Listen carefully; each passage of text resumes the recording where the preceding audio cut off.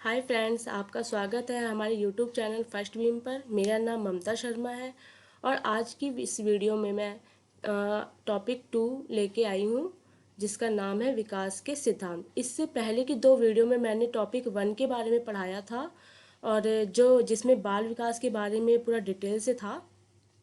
तो दोस्तों, आज की जो वीडियो है इसमें हम क्या पढ़ेंगे, विकास के सिद्धांत। इससे पहले मैं आपको एक बात बताना चाहूँगी कि जो आज टॉपिक 2 है हमारा, विकास के सिद्धांत है, ये इसका जो बेस है वो पहला टॉपिक है, पहला टॉपिक था जो मैंने पढ़ाया था बाल विकास, कि बाल विकास कैसे होता है, एक बालक का विकास कैसे होता है।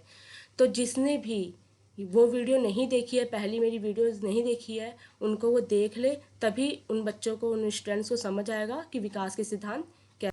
और दूसरी बात ये कि मैं आपके लिए अपने चैनल पे हर एक चीज़ लेके आऊँगी, हर एक कंसेप्ट लेके आऊँगी, उनको हम इतनी अच्छे से समझेंगे, कुछ भी नहीं छोड़ना है। बस इतना समझ लीजिए, हर एक कंसेप्ट को हमें निचोड़ के फेंक देना है कि जहाँ से भी एमसीक्यू क्वेश्चन आए, आपको एमसीक्यू लर्न करने की ज़रूरत ना पड़े। आपने कंसेप्ट समझा है, एमसीक्यू आपकी आंखों के सामने आया और आपने उसका आंसर दे दिया पर्दे से। लेकिन ये जब ही होगा दोस्तों, जब आपका सपोर्ट मेरे साथ होगा, और वो सपोर्ट कैसे है वो आपको भी पता है, लेकिन मैं फिर भी बताती हूँ।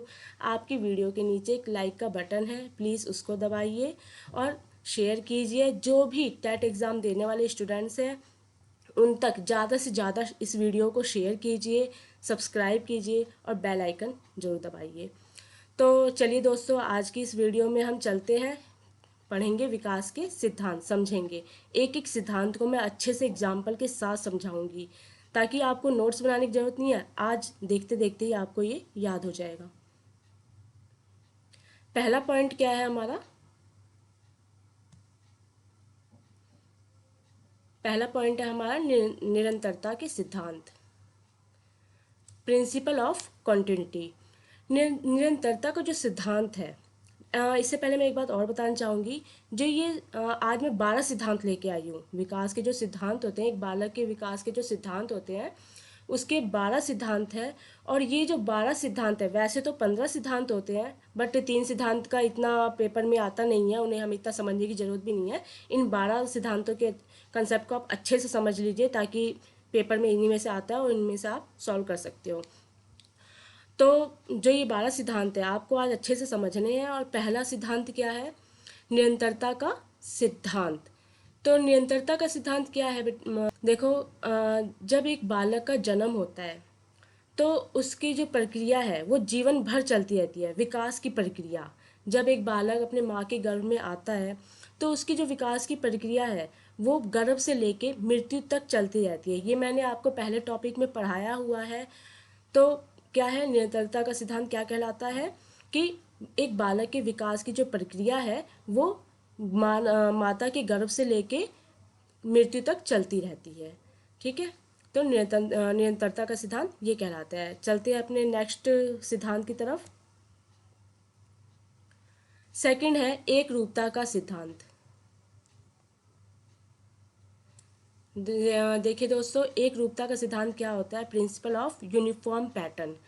मैं आपको एक बात बताना चाहूँगी कि जब किसी भी बच्चे का, या ये कह रहे विश्व में किसी भी बच्चे का जब जन्म होता है, तो उसके जो विकास जो होता है, विकास की जो अवस्था होती है, विकास का जो पैटर्न होता है वो सेम होता है। कैसे, जैसे मान लीजिए इंडिया का बच्चा है, चाहे वो यूरोप का बच्चा है, चाहे वो अमेरिका का बच्चा है, कहीं भी विश्व के किसी भी कोने से किसी भी बच्चे का जन्म होता है तो पहले क्या करता है, वो बच्चा बहुत ही छोटा होता है, वो शैशवावस्था में होता है, फिर उसके बाद बाल्यावस्था में आता है, फिर वो किशोरावस्था में आता है। तो ये पैटर्न था ना, जो अवस्था थी, जो शैशवावस्था, बाल्यावस्था और किशोरावस्था, तो ये जो अवस्थाएं हैं हर बालक के साथ गुजरेंगी। तो क्या है, पैटर्न जो है वो सेम होगा। इससे अगले पॉइंट पे हम एक पॉइंट और समझेंगे, इस पॉइंट में, और जो एक नेक्स्ट पॉइंट में आगे समझाऊंगी जो गति से रिलेटेड होगा। कि एक रूपता तो ये समझ गए कि क्या होता है, कि जो भी बच्चे का जन्म होता है, सभी बच्चों का जो जन्म होता है, उनकी जो अवस्थाएं होती है वो सेम होती है। जैसे पहले क्या है, चाहे इंडिया का एक बच्चा है, मान लीजिए एग्जांपल देती हूँ, जो इंडिया का एक बच्चा है वो क्या करता है, पहले मामा मामा बोलना सीखता है। तो जो अदर कंट्रीज़ के बच्चे होते हैं, विश्व के किसी भी कोने के जो बच्चे होते हैं, वो भी जन्म के बाद क्या बोलना सीखते हैं, मामा मामा, चाहे कोई भी वर्ड, ठीक है, वो इसी तरीके से सीखते हैं बोलना। तो चलिए आगे चलते हैं हम। आई होप ये 2 पॉइंट आपको अच्छे समझ आए होंगे। थर्ड पॉइंट क्या है, व्यक्तिक विभिन्नताओं का सिद्धांत, प्रिंसिपल ऑफ इंडिविजुअल डिफरेंसेस। व्यक्तिक विभिन्नताओं का सिद्धांत, प्रिंसिपल ऑफ इंडिविजुअल डिफरेंसेस। देखिए क्या है, अभी इससे पहले हमने जो पॉइंट पढ़ा था वो पैटर्न पर था कि सभी बच्चों का जो पैटर्न होता है वो क्या होता है, सेम होता है। सभी बच्चों के संग जो 3 अवस्थाएं 4 अवस्थाएं आती हैं वो सेम गुजरती हैं। लेकिन व्यक्तित्व विभिन्नताओं का सिद्धांत क्या कहलाता है, इंडिविजुअल डिफरेंस। मीन्स मान लीजिए एक घर में जुड़वा बच्चे हैं, कहने को तो वो जुड़वा होते हैं, लेकिन उनके अंदर भी जो व्यवहार होता है वो क्या होता है, अलग अलग होता है। कोई जरूरी नहीं है वो एक ही टाइम पे रोते हैं, या उनके अंदर के जो गुण है, अच्छे गुण हैं, जो बुरी आदतें हैं वो सेम होती है, ऐसा नहीं होता।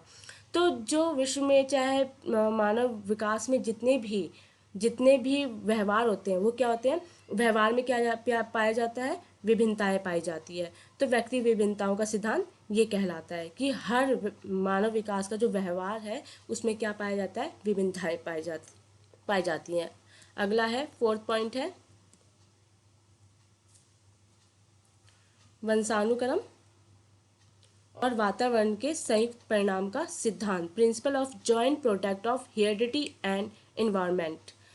देखिए क्या है, वंशानुक्रम और वातावरण के संयुक्त परिणाम का सिद्धांत। हमें यहाँ पर सबसे पहला जो इसमें वर्ड है एक संयुक्त, इसको जानना है कि इन दोनों का संयुक्त का जो परिणाम है वही क्यों एक बालक के विकास के ऊपर प्रभाव डालता है। देखिए क्या होता है, जब एक बालक का जन्म होता है तो उसके जो माता पिता होते हैं उनके अंदर से जो भी अच्छे बुरे गुण होते हैं वो उस बालक के अंदर आते हैं। और चाहे दूसरा एग्जांपल मैं समझाती हूँ कि जैसे किसी के माता पिता आकार हाइट में लंबे होते हैं, तो बच्चे भी उनके क्या होते हैं, हाइट में लंबे होते हैं। तो कहा जाता है ना कि अपने मम्मी पापा पे, माता पिता पे गया ही बच्चा। तो बच्चे के अंदर जो भी गुण अवगुण जो भी आते हैं उसके कहाँ से आते हैं, वंशानुक्रम से आते हैं। और जो वंशानुक्रम जो हेरिडिटी है वो किससे प्रभावित होती है, एक बच्चे के इन्वायरमेंट से प्रभावित होती है कि उस बच्चे को इन्वायरमेंट कैसा मिला हुआ है, चाहे वो परिवार से है, चाहे वो समाज से है। तो इस तरीके से एक बच्चे का जो बालक का विकास होता है वो इन दोनों का संयुक्त परिणाम होता है। एक बालक का विकास जब भी अच्छा होगा जब उसे वंशानुक्रम से अच्छे गुण मिलेंगे और वातावरण अच्छा एनवायरनमेंट मिलेगा। तो चलिए नेक्स्ट पॉइंट की तरफ, फिफ्थ है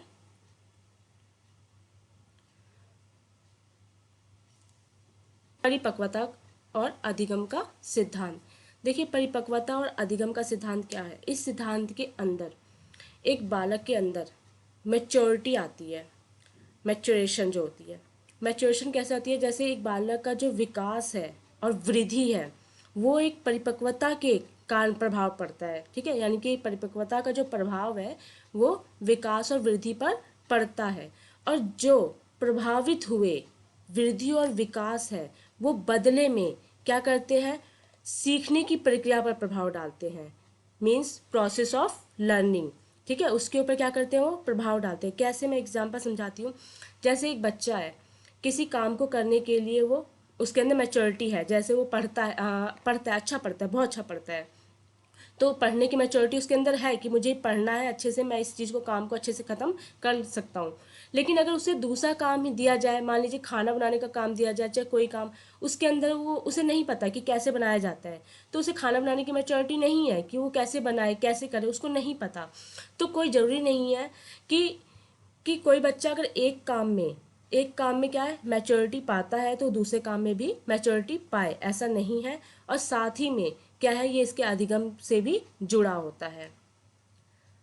चलते हैं सिक्स पॉइंट की तरफ, विकास का सिद्धांत। सिक्स पॉइंट क्या है हमारा, विकास का सिद्धांत। एक मिनट दोस्तों, ठीक है। विकास का सिद्धांत, विकास का सिद्धांत क्या कराता है, बिल्कुल सिंपल सा ये पॉइंट है कि विकास की जो दिशा होती है वो दो दिशाओं में होती है। कैसे? एक होता है सिरोमुखी, सिर से पैर तक, दूसरा होता है अंदर से बाहर तक। इससे क्वेश्चन बहुत आते हैं, 1-2 नंबर के जरूर पूछे जाते हैं क्वेश्चन। तो इस पॉइंट को अच्छे से समझिएगा। वैसे तो सारे ही पॉइंट इंपॉर्टेंट है और सभी में से क्वेश्चन उठ के आते हैं।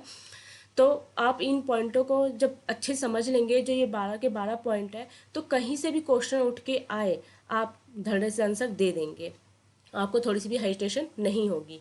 तो 6 पॉइंट क्या है हमारा? विकास की दिशा का सिद्धांत। इस सिद्धांत में क्या आते हैं? वैसे तो 3 पॉइंट होते हैं, बट 2 पॉइंट है, वही पेपर में ज़्यादातर आते हैं एग्जाम में। तो हम समझते हैं 2 पॉइंट कौन से हैं इसके अंदर भी। विकास की दिशा का सिद्धांत में दो दिशाएं होती है। पहले क्या? एक सिर से पैर तक, दूसरा क्या है? अंदर से बाहर तक। ये याद रखने की जरूरत है आपको। पहला क्या होता है? सिर से पैर तक, दूसरा अंदर से बाहर तक। सिर से पैर तक मतलब जब एक बालक गर्भ में आता है माता के, तो उसका विकास सबसे पहले क्या होता है? सिर से होता है, फिर उसके बाद बाकी के पार्ट्स का होता है, पैर का जो भी होता है, बाकी के जो पार्ट्स होते हैं। दूसरा क्या है? अंदर से बाहर तक। इसमें क्या होता है? बालक का जो विकास है पहले रीढ़ की हड्डी से शुरू होता है। पहले उसके क्या होता है? रीढ़ की हड्डी बनती है, फिर उसके बाद उसका दिल बनता है, फिर उसके बाद उसकी छाती बनती है, फिर उसके बाद में उसके बाकी के हिस्से बनते हैं।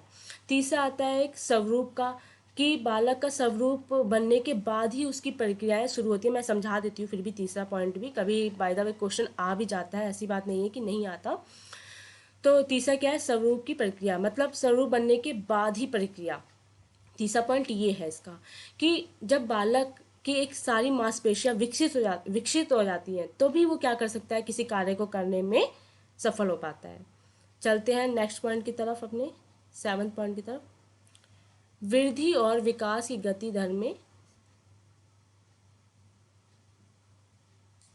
वृद्धि और विकास की गति की दर में भिन्नता का सिद्धांत। देखिए दोस्तों, वृद्धि और विकास की जो गति होती है, इससे पहले आपने एक पॉइंट पे समझा था कि जो एक रूपता का जो सिद्धांत था, कि सारे बच्चे होते हैं विश्व के, चाहे कहीं के भी, कोई सी भी कंट्री के जो बालक होते हैं, उनका जन्म होता है, तो उनका जो विकास होता है वो समान रूप से होता है। समान प्रतिमान भी जिसे कहा जाता है।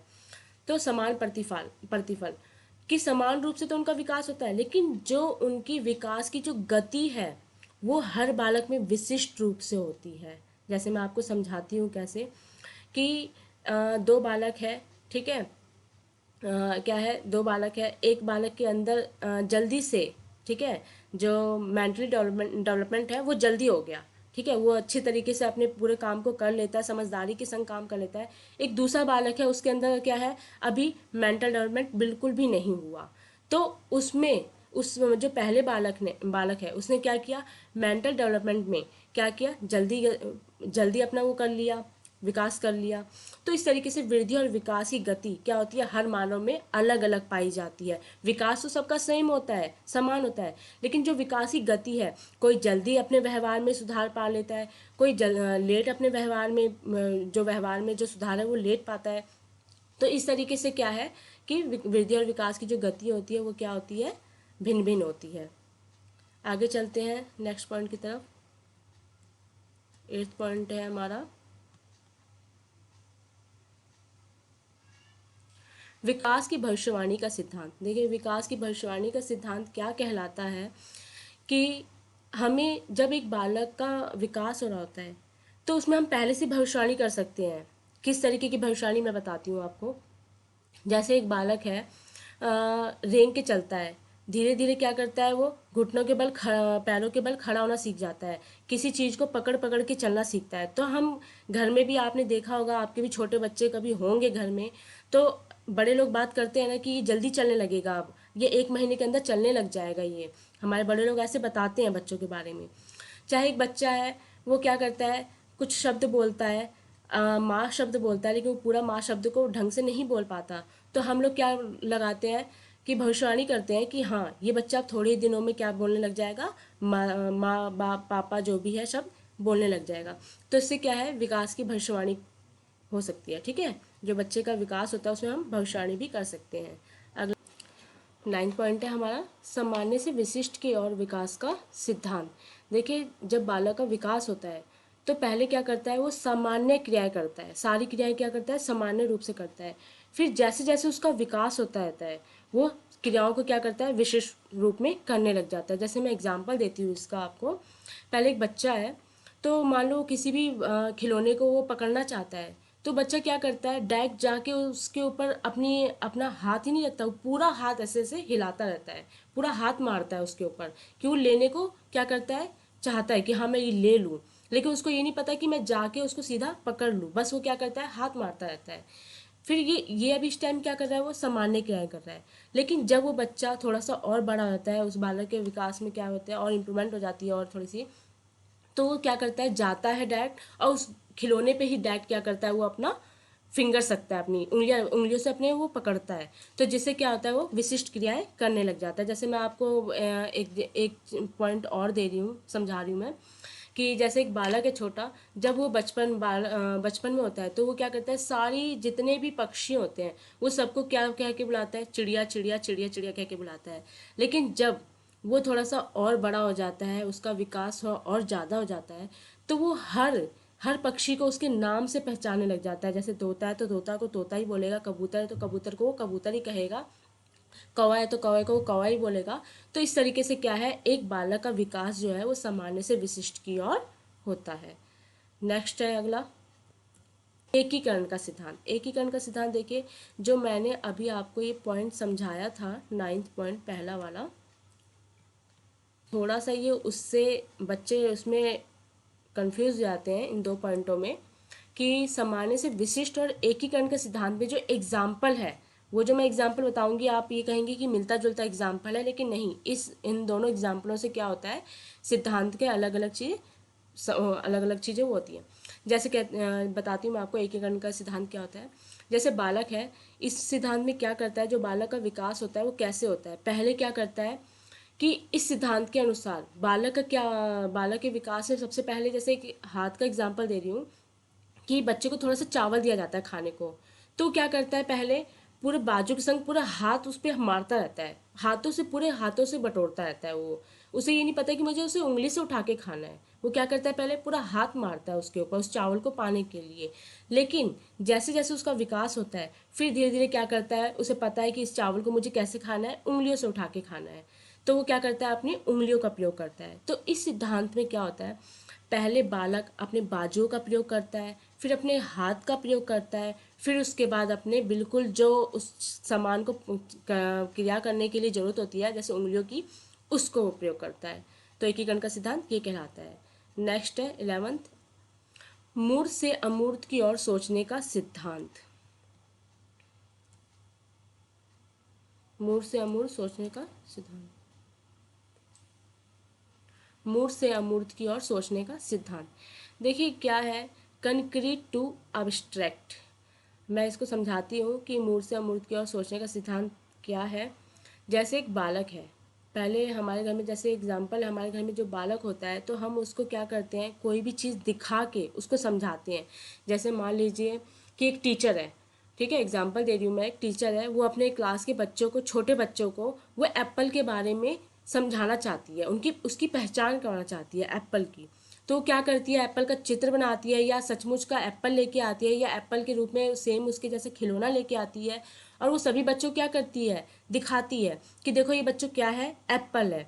फिर कभी उसके बाद अगर वो एप्पल के बारे में दोबारा डिस्कशन करती है उस क्लास में उन बच्चों को, तो वो बच्चे क्या करते हैं, उन्होंने देखा था पहले क्लास में, अच्छा बच्चे, एप्पल ऐसा होता है, इस तरीके का बना होता है, इस तरीके का होता है। तो फिर वो जब उन लोगों से, उन बच्चों से एप्पल के बारे में दोबारा बात की जाती है, तो उन्हें याद आ जाता है माइंडली कि अच्छा ये एप्पल ऐसे ही था, उसी एप्पल के बारे में बातें हो रही है। तो जो बालक का विकास है वो क्या है, मूर्त से अमूर्त की ओर सोचने के ऊपर जाता है। ठीक है, पहले वो क्या करता है, मूर्त चीज़ें सीखता है, देख कर चीज़ें सीखता है, फिर उसके बाद क्या करता है, वो बिना देखे उस चीज़ को वो ऑब्जर्व करता है, सीखता है। ठीक है, मतलब कंक्रीट टू अब्स्ट्रैक्ट, पहले क्या करता है बालक, कंक्रीट करता है किसी भी चीज़ को देख के, फिर उसके बाद क्या करता है, वो अब्स्ट्रैक्ट करता है। अगला पॉइंट है, लास्ट पॉइंट है, 12th पॉइंट है हमारा, बाहरी नियंत्रण से आंतरिक नियंत्रण का सिद्धांत।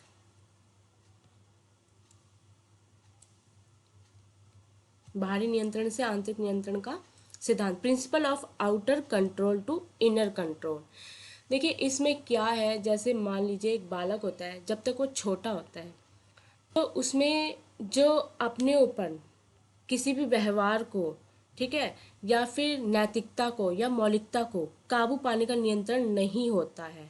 जैसे मैं आपको इसका भी एक एग्जांपल समझाती हूँ, बहुत ही अच्छा एग्जांपल समझाऊंगी, आपको अच्छे समझ आएगा। जैसे एक बालक है, वो छोटा है, शैशवावस्था में, बाल्यावस्था में है, ठीक है, इस अवस्था में है। तो जो उसके माता पिता होते हैं वो उसको मार कर, डांट कर, चाहे किसी भी तरीके से वो उसको क्या सिखाते हैं, अच्छी आदतें सिखाते हैं, उसके अंदर मौलिकता लाते हैं, उसके अंदर नैतिकता लाते हैं कि बेटा ऐसे काम नहीं करना, बड़ों का आदर करना है आपको, तो ये काम करना है, ये अच्छे काम करना है, इन बुरी चीज़ों, बुरी आदतों को क्या करना है, छोड़ना है, किसी से भी उल्टे शब्दों में जवाब नहीं देना है।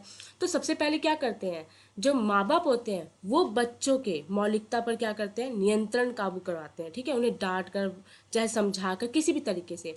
लेकिन जैसे ही बालक का विकास आगे बढ़ता जाता है, वो मैच्योर होता जाता है, तो वो अपने व्यवहार पर, ठीक है, अपने नैतिकता पर, अपने मौलिकता पर, ठीक है, अच्छी मौलिकता को लाने पर क्या कर जाता है, खुद ही नियंत्रण पा लेता है। वो खुद ही अच्छी चीज़ सीख जाता है, उसे खुद पता चल जाता है अच्छा ये गलत काम है, ये अच्छा काम है, मुझे, मैं जो काम कर रहा हूँ वो गलत है, मुझे किसी से किस तरीके से बात करनी चाहिए। तो इस तरीके से क्या होता है, पहले जो बालक का विकास है वो बाहरी नियंत्रण पर होता है, फिर दोबारा वो आंतरिक नियंत्रण पर। बाहरी नियंत्रण में क्या होता है, जो उसके माता पिता होते हैं वो उसको सिखाते हैं कि कैसे रहना है, कैसे कहना है, क्या करना है, ठीक है। और फिर बाद में जैसे ही बालक मेच्योर होता है वो क्या करता है, अपने व्यवहार पर, अपने मौलिकता पर खुद नियंत्रण काबू कर लेता है, खुद नियंत्रण कर लेता है। तो आज के जो ये 12 सिद्धांत थे, आई होप आपको अच्छे से समझ आए होंगे। और दोस्तों, मैंने आपको पहले भी बोला है कि आप मुझे पूरा सपोर्ट कीजिए, लाइक का बटन दबाइए और शेयर कीजिए ज़्यादा से ज़्यादा वीडियो। अगर आपको ये अच्छी लगी हो वीडियो और 12 के 12 पॉइंट आपको अच्छे समझ आए हो तो मुझे नीचे कमेंट में भी बताइएगा। और हाँ, अगर इनमें किसी भी पॉइंट में कोई डाउट है, अगर नहीं समझ आया अच्छे से, चाहे इससे पहली वीडियोज़ में भी आपको नहीं समझ आया, तो आप नीचे कमेंट में ज़रूर लिखिए मुझे, मैं उस चीज़ को दोबारा से समझाने की कोशिश करूँगी।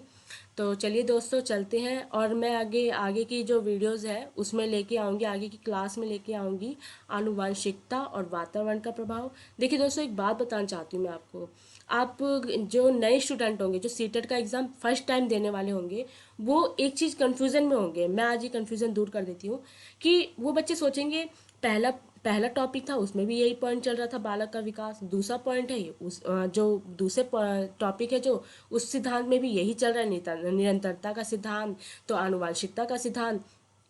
पूरा क्या है, जो सीडीपी है उसका निचोड़ ही बालक का विकास है, कि बालक का विकास होता कैसे, हमें यही पढ़ना है, चाइल्ड डेवलपमेंट कैसे होता है और उसके अंदर क्या क्या चीज़ें उनके ऊपर प्रभाव डालती है, किन किन क्षेत्रों से वो आता है। आपको पता है कि 3 क्षेत्र होते हैं, कौन कौन से, कॉग्निटिव, इफेक्टिव और फिजिकली। तो जो शारीरिक विकास होता है, और जो मानसिक विकास होता है, और जो भावात्मक विकास होता है, इन तीनों चीज़ों से उठ के चीज़ों इन तीनों क्षेत्रों से चीज़ें उठ के आती है, और इन तीनों क्षेत्रों से ही सारे सवाल खड़े होते हैं। तो हमें बस इतना ही समझना है, ज़्यादा कुछ नहीं समझना। और हर एक पॉइंट को मैं यहाँ भी समझा रही हूँ, स्पेशल उसको लेकर भी समझाऊंगी जो भी आएगा। जैसे मैंने अभी बताया कि मैं अगला टॉपिक क्या लेके चलूंगी, आनुवंशिकता और वातावरण का प्रभाव, ठीक है, और सामाजिकरण के प्रभाव, ये लेके आऊंगी मैं। तो चलिए दोस्तों, जब तक के लिए चलते हैं, अलविदा लेते हैं आपसे, मिलते हैं नेक्स्ट वीडियो में, और लाइक और शेयर करते रहिए। जब तक के लिए धन्यवाद।